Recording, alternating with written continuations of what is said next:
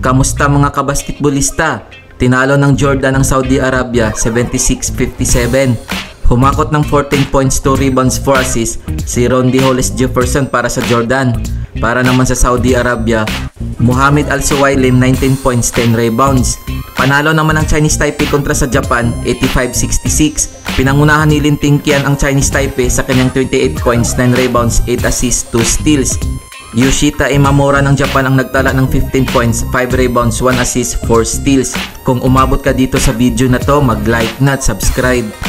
Panalo din ang China kontra sa South Korea 84-70. Duran Wang ng China 16 points, 6 rebounds.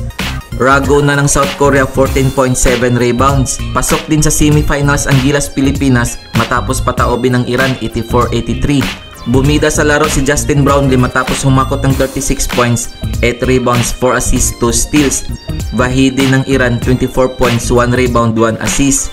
Heto naman ang team standings as of October 3, 2023. Nasa ika-16 place ang Thailand, 15 place ang Indonesia, 14 place ang Mongolia, 13 place naman ang United Arab Emirates, 12 place ang Hong Kong, 11 place ang Qatar, 10 place ang Kazakhstan, 9 place naman ang Bahrain.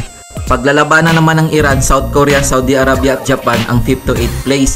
Maglalaban naman para sa 1st to 4th place ang Jordan, Chinese Taipei, China at Gilas Pilipinas.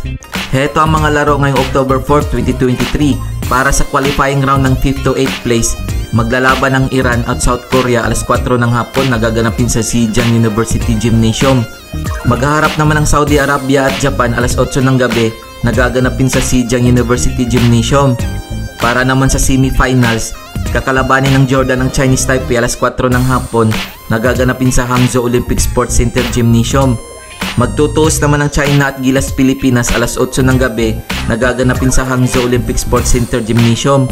Kung nagustuhan mo ang video na to, mag-like na at subscribe.